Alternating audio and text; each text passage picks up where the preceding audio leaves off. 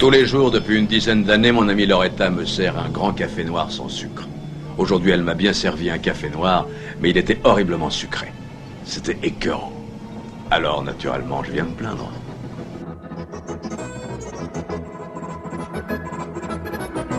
I like to play with things a while before annihilation. Pathetic earthlings! Who can save you now?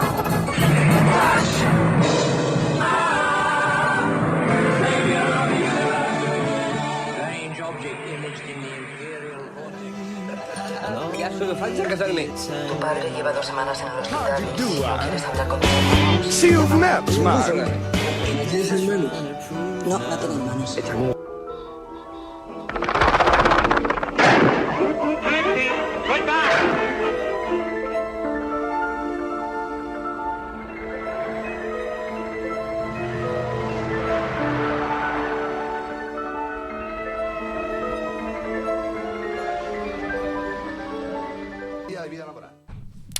Bonjour à tous et bienvenue pour ce magazine cinéma du mercredi 13 avril 2016.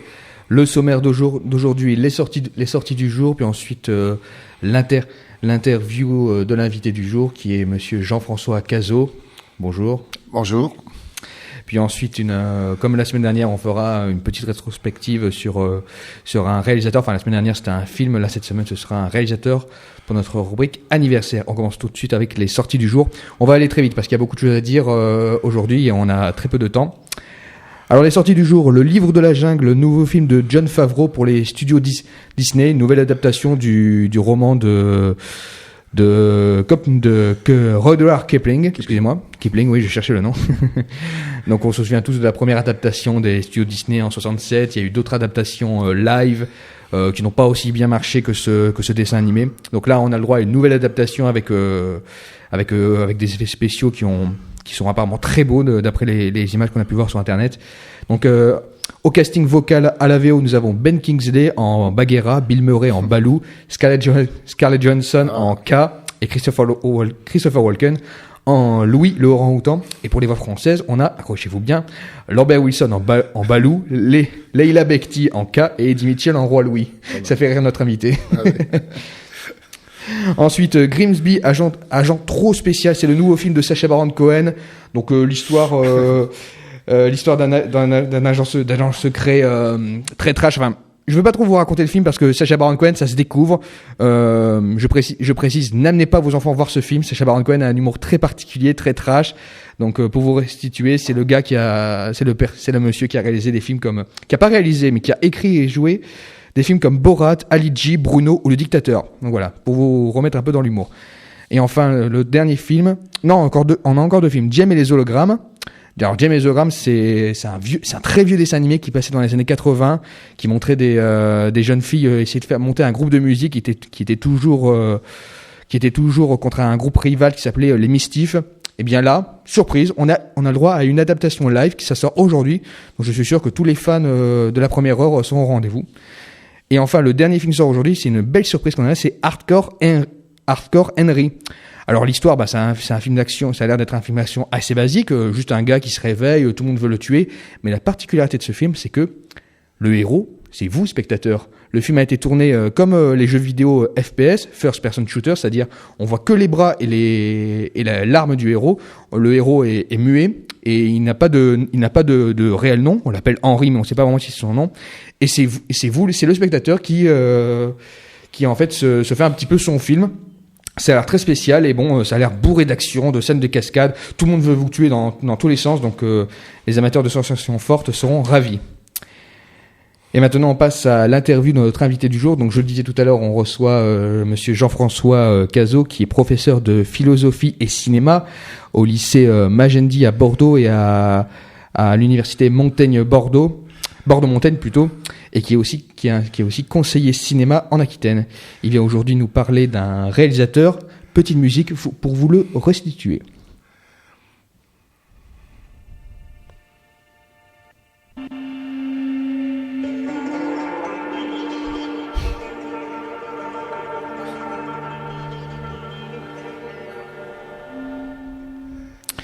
voilà, on passe un extrait très court. J'aimerais bien l'écouter un peu plus, mais je pense que vous... mais qu'à cela ne tienne, on pourra regarder le film tout à l'heure, ou vos auditeurs aussi pourront regarder le film. C'est le début de Stalker. Voilà. Alors voilà, on va parler aujourd'hui d'un réalisateur que personnellement j'aime beaucoup, un monsieur qui a beaucoup influencé le cinéma russe, mais aussi le cinéma mondial, général.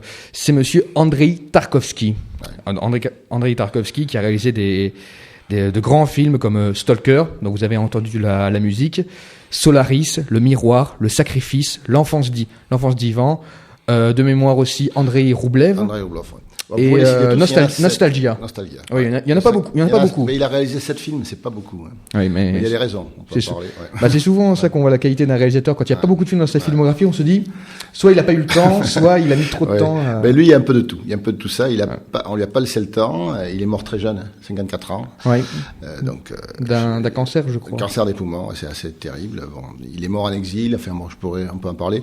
Et il a eu, il a pas eu beaucoup de temps pour faire ces films-là. Et puis, il a été surtout très très embêté, à la fois du côté de l'Union soviétique, puisqu'il est mort en 87, donc avant la chute du mur de Berlin, avant la chute de l'Empire soviétique. Donc il a fait toute sa carrière, comme cinéaste soviétique, c'est un cinéaste soviétique, hein, mais vraiment il a rencontré beaucoup de problèmes avec, d'un côté, donc les autorités soviétiques, mais il a pu faire des films, alors ça c'est un grand paradoxe. Et puis, quand il est parti en exil, il a eu des problèmes aussi avec le système de production occidental, parce que ça passe pas non plus, quoi. Il est pas dans un cinéma commercial du tout. Et il considère, c'est pour ça que ça intéresse beaucoup de monde. Et sur l'influence là que vous venez d'évoquer, c'est évident. Hein. Il a une influence sur les cinéastes soviétiques, bien sûr, enfin les cinéastes russes, mais aussi les cinéastes occidentaux, beaucoup, jusqu'à Iñárritu, on en parlait lors de la préparation. Oui, sur le film The Revenant avec Leonardo DiCaprio, qui sur Internet, ils se sont amusés à mettre les similitudes de certains plans. Donc là, c'est clair, hein, c'est des citations claires, mais une influence beaucoup plus profonde, je dirais, sur le cinéma. Je pense que c'est quelqu'un qui influence de plus en plus encore, hein, vous voyez, ça monte en puissance encore, cette influence sur le cinéma, parce qu'il considère que le cinéma est un art et qu'il fait aucune concession à cette idée-là. Il a une idée, Tarkovsky, très précise de ce qu'est l'art, ce que c'est que le cinéma, au service de quelque chose qu'il veut donner à voir par des images et des sons, et il est allé, je pense, très très loin dans ce chemin-là, sans jamais dévier, sans jamais faire une seule concession, ni au régime soviétique, ni au système. Oui, il a aussi un mérite de fou, juste pour avoir réussi à réaliser des films en plein... Enfin, à mon avis, je pense que le gouvernement soviétique ne regardait pas trop ces films, puisque c'était des budgets quand même très minimalistes, mais il arrivait quand même à mettre toutes ces idées politiques de l'époque. Attendez, alors c'est ça le paradoxe, c'est qu'en fait, il est le fruit quand même de l'école soviétique, c'est-à-dire qu'il a fait la grande école soviétique, la VGKS, là, qui est la grande école, je sais pas, ça équivaut à la FEMIS en France, voyez, mais une école d'État, hein, avec des cinéastes. Alors il y a eu des grands cinéastes qui sont sortis là, Konchalovsky, d'ailleurs qui a travaillé avec Tarkovsky, etc. Et des cinéastes qui sont plutôt des cinéastes du système, pas Konchalovsky, mais d'autres qui sont plutôt des cinéastes de système. C'est-à-dire des cinéastes comme actuellement, des cinéastes à qui on passe une commande, voilà, par exemple, maintenant ce serait plus, Michael, tu vas réaliser Transformers 5, c'était un peu comme ça à l'époque. Voilà. Sauf qu'il y avait une idéologie qui n'était pas la même que celle d'Hollywood, là ou celle que vous évoquez actuellement, une idéologie qui était celle de l'Union soviétique, et donc avec un art au service de cette idéologie. Et Tarkovsky, lui, il est rentré, il a suivi le parcours. Hein. Il a suivi le parcours. Il est allé à l'école. Il a fait son film. Alors ses premiers films, c'est des courts métrages qu'on peut voir. Et vous évoquiez dans la préparation là le fabuleux coffret qui est un peu cher. Il est très cher. Il coûte une centaine d'euros, je crois. Ouais, mais qui est magnifique avec tous les films, l'intégrale de Tarkovsky, plus des suppléments très intéressants. Le documentaire italien. Oui, un documentaire italien, plusieurs documentaires, très intéressants. Bon, voilà. Et du coup, il a travaillé comme ça dans la perspective d'un cinéaste soviétique, tout simplement de l'époque. Mais sans jamais faire de concession. Et quand vous parliez de budget, eh bien, il a eu des gros budgets. Andrei Rublev, c'est une grosse super production. Je sais pas s'il aurait pu la faire en Occident. Si vous voyez Andrei Rublev, ou Andrei Rublov, comme on dit, si on prononce ça. C'est un film d'époque. Alors, c'est un film qui fait 3 heures. On va sûrement le programmer, je vous dis, pour les Bordelais. Allez-y. Voilà. Alors, c'est pas tout à fait, alors, la programmation, ce sera pour le début de l'année prochaine, dans le cadre du festival du film d'histoire de Pessac, vous voyez. Mais bon, moi, je vais militer pour qu'on programme les films de Tarkovsky.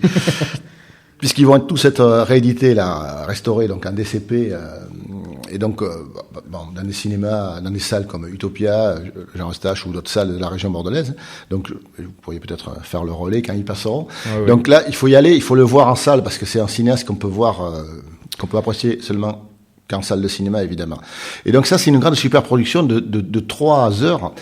Et on s'ennuie jamais, hein, parce que c'est l'histoire d'un peintre, d'icône, mais au Moyen-Âge, avec les invasions des Tartares, avec... C'est dans ce film-là qu'il y a un plan où les oies tombent sur la ville, quelque chose comme ça. Ah non, alors pas tout à fait. C'est un plan, mais il y a des plans magnifiques comme ça. Alors il y a un plan, le début, c'est l'ouverture, c'est quelqu'un qui, alors c'est anachronique, hein, parce que ça sûrement pas fait comme ça, mais c'est très très symbolique et très beau. La puissance de Tarkovsky, c'est dans la puissance des images et des sons. Hein. C'est quelqu'un qui s'envole justement. Alors il y a des plans vus du ciel, il y a l'élaboration d'une cloche. Enfin, c'est vraiment un film, moi, qui m'a beaucoup marqué. Mais le premier, je crois que on est d'accord là, puis on l'avait projeté et vous étiez dans la salle. J'étais dans la salle, oui. Le premier, moi, je l'avais vu, je l'avais découvert. J'étais un peu plus vieux que vous, mais pas beaucoup. Il y a quelques temps, donc c'était Stalker. Donc Stalker, c'est vraiment extraordinaire. Et Le Miroir, qui est aussi un film. Enfin bon, je pense que les 7 films de Tarkovsky sont 7 chefs-d'œuvre, mais bon, ces 3-là, je les passe peut-être au-dessus des autres. Le Sacrifice et Nostalgia après. Bon, on va pas faire de classement avec Tarkovsky. En regardant des interviews de Tarkovsky, on lui demandait souvent ce qu'il pensait parfois du public lambda. Parce qu'on lui disait, Monsieur Tarkovsky, vous êtes conscient que vous réalisez des films pour un public très restreint. Il disait clairement qu'ils s'en fichaient. Hein. Il le savait. Il faisait de l'art. Et vous avez dit une chose lors de la projection de Stalker que j'ai retenue et que maintenant j'essaye d'appliquer puisque personnellement j'écris un peu, je réalise, je fais 2-3 petites choses et j'essaye d'appliquer cette méthode que Tarkovsky avait. Sans me comparer à Tarkovsky, attention. Mais il faut prendre des modèles. Enfin, il faut avoir des modèles, quoi. C'est ça. Non, je ne suis pas russe. Mon russe est un peu rouillé. Non, Tarkovsky disait que on ne va pas au cinéma pour perdre du temps, mais pour en gagner. Voilà. C'est-à-dire quand on va voir un film, n'importe quel film, on peut pas forcément mettre que ça sur du Tarkovsky, mais il faut pas que quand vous allez voir un film, vous en ressortez en n'ayant rien appris. Voilà. Il faut avoir au moins appris. C'est ça. Pour lui, le cinéma, c'est pas un divertissement. Voilà. Et alors, moi, je vais aussi au cinéma pour me divertir. Il n'y a pas de problème. On regarde tous les films. Le cinéma est quelque chose de très personnel. Voilà. On a tous aussi, quelque chose. Voilà. Seulement, le cinéma que fait Tarkovsky, c'est pas ça. C'est-à-dire que lui, il fait du film, il fait des films, je veux dire, comme Van Gogh faisait de la peinture ou Flaubert écrivait des romans. Vous voyez. Et ce qu'il dit, c'est bien. Alors, je suis très heureux que vous l'ayez retenu parce que c'est ça que je voulais dire d'ailleurs. Je voulais le dire ici, là, vous l'avez dit à ma place. C'est ça. J'ai piqué la phrase. Ouais. Non, mais qu'on va pas au cinéma pour perdre son temps, c'est-à-dire qu'on peut aller, bien sûr, au cinéma pour passer le temps, mais passer le temps, moi, j'aime pas perdre mon temps et j'aime pas, avoir des activités pour passer le temps. Alors, gagner du temps, voilà, ce que dit Tarkovsky, c'est quand moi je vais au cinéma pour gagner du temps, et c'est vrai que c'est bien que vous le rappeliez là. C'est-à-dire gagner du temps, c'est-à-dire gagner de la puissance d'exister, quoi. Gagner de la puissance d'exister, c'est-à-dire quand on voit un film de Tarkovsky, moi quand je sors d'un film de Tarkovsky, et même si je le revois parce que je les connais bien maintenant, eh bien je gagne cette puissance d'exister, c'est-à-dire le temps n'a pas la même valeur pour moi, et je me sens plus fort, voilà. Et c'est pas que Tarkovsky, bien sûr, vous avez raison, hein, parce que, évidemment, moi, si jamais, je le mets au-dessus de tout, peut-être. Mais, on avait parlé de Kubrick, il y a des tas de cinéastes, qui sont effectivement, qui ont cette force. J'en parlais la semaine dernière, celui qu'on appelle maintenant le réalisateur de blockbuster intelligent, Christopher Nolan, qui fait des films. Avec des références à Tarkovsky. Qui fait des films, il a des références à Tarkovsky, il y a plein d'actions dans ses films, il a fait Batman, quand même, mais c'est. Et regardez quelqu'un comme Hitchcock à l'époque, c'était un réalisateur commercial, mais tous ces films on perd pas de temps quand on voit un de stars qui mettait dedans. Bien sûr. Et plus récemment aussi, on peut citer. Il est un peu plus obscur celui-là, mais il fait quand même des films qui marchent très bien. Darren Aronofsky. Ah oui. Requiem for a Dream, The Wrestler, Black Swan, The Fountain. Extrêmement intéressant. Ouais. Et oui, mais heureusement qu'il y a beaucoup de cinéastes et que le cinéma est un art vivant. Oui. Très vivant actuellement. Et bon.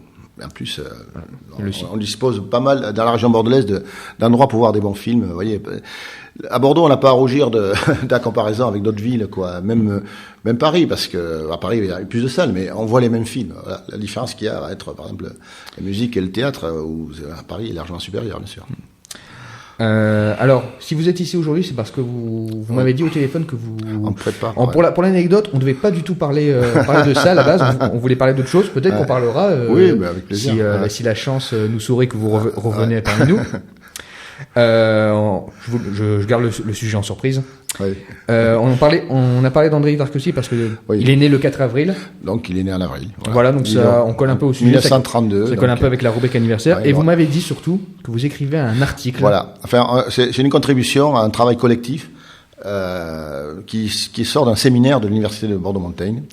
Donc avec Yann Kilborn, donc qui dirige ce travail sur cinéma et liberté. Donc moi je vais écrire. J'ai fait la première communication de ce séminaire sur la liberté, la conception de la liberté de Tarkovsky. Donc sur trois plans, la liberté de l'artiste face aux contraintes économiques et politiques, la liberté d'un artiste soviétique, par exemple. Et puis, la liberté métaphysique, ce qu'il entend par liberté, qui est pas la conception de la liberté de Tarkovsky, c'est très complexe. Voilà. Et puis voilà, donc ce texte va apparaître à la rentrée, normalement, dans un ouvrage collectif. Je dis normalement, parce que je croise les doigts, parce que on a des problèmes d'édition. On peut toujours tomber sur... Mais on va le publier. Et donc, il y aura des articles de Alain Bergala, Eskenazi, enfin des gens assez intéressants qui ont parlé de la liberté chez Godard, par exemple, ou de la liberté du spectateur. Voilà. C'est un ouvrage collectif sur la liberté, pas sur Tarkovsky. Sur Tarkovsky, on fera quelque chose. Je pense que ça débouchera sur un ouvrage avec Yann Kilborn aussi, et puis une programmation. Et là, je voudrais parler d'un film de Tarkovsky. Pas vraiment d'un film de Tarkovsky, puisqu'il s'agit d'un remake qui me semblait intéressant un peu d'en parler. Le film Solaris de Tarkovsky a eu droit à un remake en 97, je crois, ou 2003, non, il est beaucoup plus récent que ça. Soderbergh. Réalisé par Steven Soderbergh, qui est un réalisateur que j'aime bien. J'ai rien contre lui, mais je l'adule pas. Avec une star, Georges Clooney. Ouais, bien sûr. Et je me rappelle, j'ai vu ce film, j'ai vu le début du film.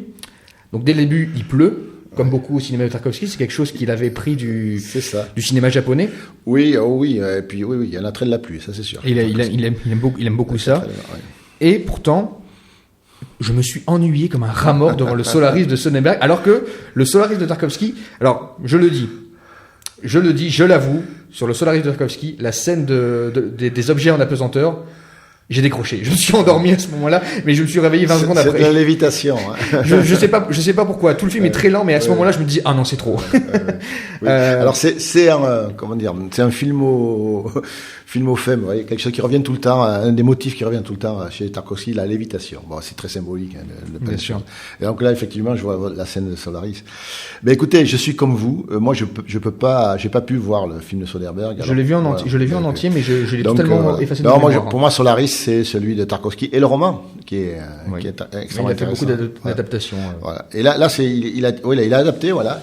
Stalker aussi, c'est l'adaptation d'un roman de science-fiction. Voilà. Et Stalker pour Stalker, c'est peut-être le. Bon, on va peut-être finir là-dessus. Stalker pour nos amis geeks, c'est un film, c'est à la base un livre qui s'appelle Déjeuner au bord du chemin. Pique-nique. Pique-nique au bord du chemin, ça dépend de la traduction. Oui, bien sûr. Qui a été écrit par.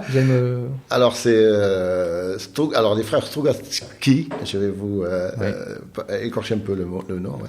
Donc c'est de la science-fiction russe. Et c'est un bon roman, c'est un très très bon roman, mais qui est adapté vraiment à la manière de Tarkovsky, c'est-à-dire qu'il a pris l'idée, c'est des extraterrestres dans le film qui débarquent sur une zone interdite. Mais alors le film de Tarkovsky dépasse vraiment tout ça. Bon. Le film de Tarkovsky. Mais le roman est très bon, mais le film de Tarkovsky est bon. Très différent. Ouais. C'est toujours ce qu'il faut. C'est une expérience esthétique aussi. Et le livre et le film, parce qu'il y a beaucoup de références, ont été adaptés dans une série de jeux vidéo, Stalker, que je vous conseille parce que ce sont de très bons jeux, de très bons jeux d'action. Et dès le début du jeu, quand on nous dit qu'il existe une chambre où tous nos rêves se réalisent, j'étais clairement dans le film avec de l'action. Donc je le conseille si vous voulez peut-être commencer un peu cet univers. Stalker, c'est un petit peu le film clé de Tarkovsky pour comprendre un petit peu ça. Justement, je voulais qu'on termine sur des films à conseiller. Moi, personnellement, je conseillerais. Alors, Sur Tarkovsky, vous voulez Ouais, dire bah, souvent je dis quand je parle de mes films commencer, quand je parle de mes films préférés, Stalker est dans mes films, dans mes 100 films préférés. Mais quand je dis à quelqu'un qui connaît pas trop en cinéma, de ne pas commencer par Tarkovsky. Si vous regardez le cinéma juste pour vous divertir, si vous voulez voir quelque chose de beaucoup plus, je vais pas dire intelligent, ce serait péjoratif, non. mais de beaucoup plus, on va dire, sérieux, de beaucoup plus libre, où le spectateur a beaucoup plus de liberté de penser, parce qu'il y a des réalisateurs qui nous expliquent tout, et d'autres qui nous donnent pas toutes les clés. Donc je vous conseillerais plutôt des films comme des films de Brian De Palma, de Kubrick. Darren Aronofsky, Kubrick, c'est complexe aussi. C'est pas la même conception de l'homme du tout que Tarkovsky, mais c'est intéressant. Ah oui, très. Oui, accessible. Alors, sur l'accessibilité de Tarkovsky, il y a une anecdote, juste, si je vous permettez. Oui, allez-y. C'est que, quand il a présenté son film, je crois que c'était Le Miroir, qui est le plus complexe, en fait. Et son plus personnel. Voilà, très personnel, et donc il y a pas de narration, quoi. Donc il y a des gens qui se posaient des questions, des critiques, etc. Il a fait une projection privée. Et il y a une femme de ménage qui était là et qui s'est assise, qui a regardé et qui a dit des choses à la fin. Et Tarkovsky a dit, mais c'est elle qui a compris, quoi. Vous voyez, par rapport à ce que vous disiez tout à l'heure. Et je le crois, moi. Je crois que il y a une approche comme ça, sensible du film. Voilà. Il faut pas chercher à tout expliquer, voilà. Il faut chercher juste à comprendre où on prend avec soi, voilà. Et merci beaucoup. Merci beaucoup. Je vous en prie, merci beaucoup cette intervention. Merci de m'avoir permis de parler d'Andrei Tarkovsky, qui est sûrement une de mes occupations favorites. Donc si vous n'avez pas compris, regardez du Tarkovsky. Voilà. Alors allez les voir en salle quand ils passeront, mais je pense que vous relayerez l'information. Il y aura des salles de cinéma de la région bordelaise. Si vous avez la chance d'aller le voir en salle, privilégiez la salle au DVD. Beaucoup. Mais bon. Voilà. Si vous regardez en DVD, c'est très bien aussi, mais privilégiez la salle quand même. Voilà.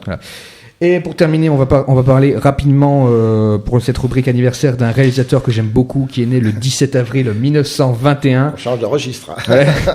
On va changer complètement de registre, mais qui est malheureusement assez méconnu et qui malheureusement nous a quittés l'année dernière, le 1er juillet 2015. C'est monsieur Sergio Sollima. Sergio Sollima, il fait partie de ces trois Sergio.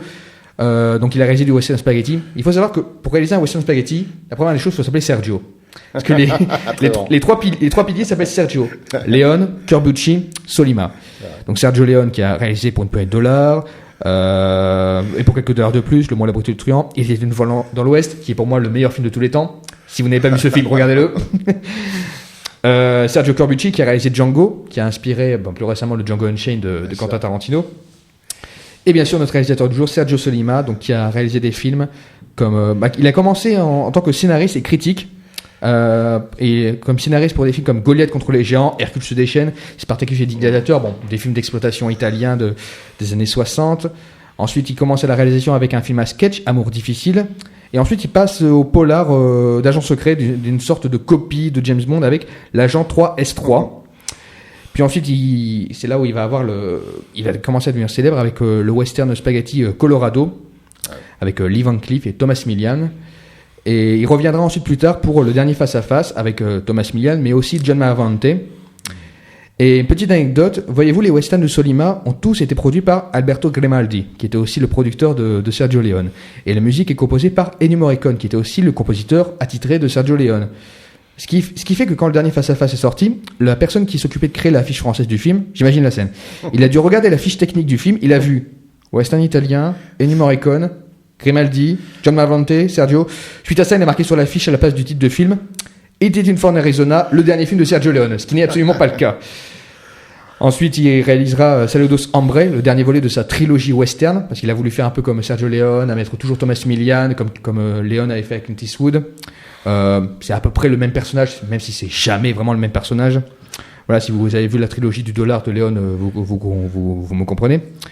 Et au moment où le western italien vire à l'autoparodie, Sollima se tourne vers le polar avec La Cité de la Violence en 70, avec Charles Bronson et La Poursuite implacable, qui propose une véritable réflexion politique, parce que c'est ça qui est très important, très intéressant au cinéma de Sergio Sollima, c'est que c'est pas que des films d'action, c'est surtout un cinéma qui est très psychologique dans la psychologie de ces personnages. Si vous regardez le dernier face-à-face, il y a vraiment une inversion des rôles, puisque le film commence, John Malvante est un professeur de lettres qui part à la retraite et qui est pris en otage par Thomas Millian, qui est un bandit.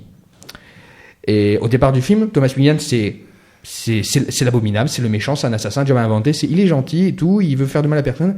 Et plus le film continue, plus Thomas Millian commence à voir l'humanité qui l'entoure. Et John Malkovich, lui, commence à être séduit par ce monde d'aventure, de banditisme. Donc, regardez ce film. Je ne veux pas trop vous en dire parce qu'il est vraiment à découvrir. Puis ensuite, l'un des derniers films de Sollima qui connaît. Le Corsaire Noir, un film de pirate avec Kabir Bedi. Le Corsaire Noir, c'est un film pour lequel j'ai une affection toute particulière, car d'abord c'est le premier film de Sollima que j'ai vu, et c'est parce que c'est un film qui à l'époque n'a pas marché, et qui n'a eu droit qu'à une seule diffusion à la télévision française, parce que c'est un film qui respire l'aventure. Dès le début, on a le droit à un générique avec une musique typiquement pirate. Vous m'avez dit tout à l'heure, c'est un film que vous aimez beaucoup vous aussi. Oui. Et par la suite, c'est du KPDP, c'est de la romance, de la ruse, de la vengeance, et un superbe Mel Ferrer en méchant qui tue le père du Corsaire Noir, les frères du Corsaire Noir. Et des voiliers, des trois mains. Voilà, c'est génial. Et donc, si vous êtes un fan de western italien, je vous encourage à découvrir les films de ce réalisateur, et en particulier ces deux westerns, Colorado et Dernier Face à Face. Ensuite, enchaîner sur le Corsaire Noir. Regardez tous les films de Sollima, regardez tout. Et maintenant, on va se quitter. Donc, je remercie encore une fois notre invité.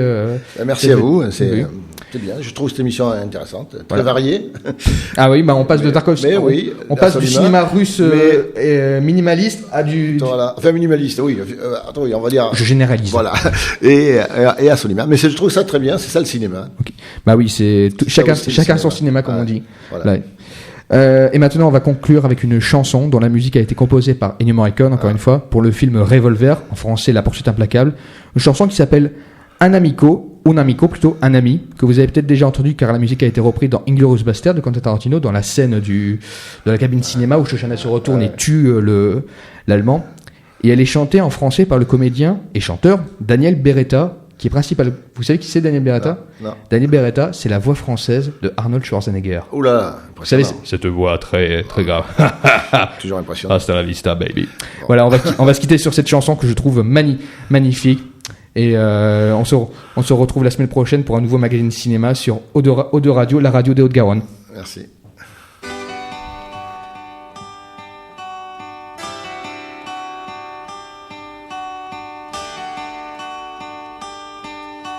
Si le ciel entend ma prière, mes amis, ce soir, je chante pour tous ceux qui n'ont rien sur la terre, pas d'amis pour les attendre, les comprendre et chaque jour leur donner un peu d'amour. Le bien et le mal se ressemblent, et les hommes s'y laissent prendre. Je ne sais plus que faire et il me semble que l'enfer est sur la terre. Les amis qui m'entourent, des amis d'un jour.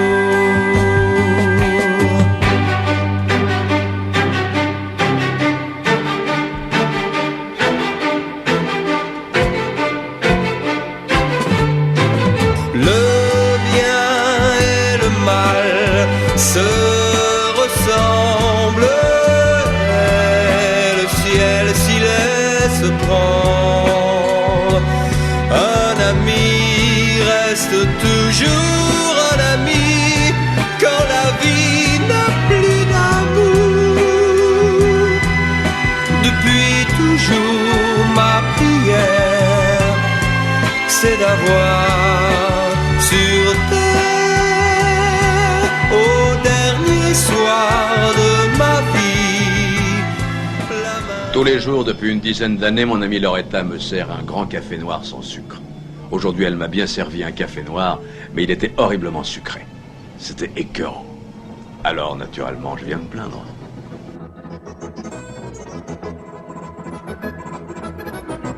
I like to play with things a while before annihilation. Pathetic earthlings! Who can save you now?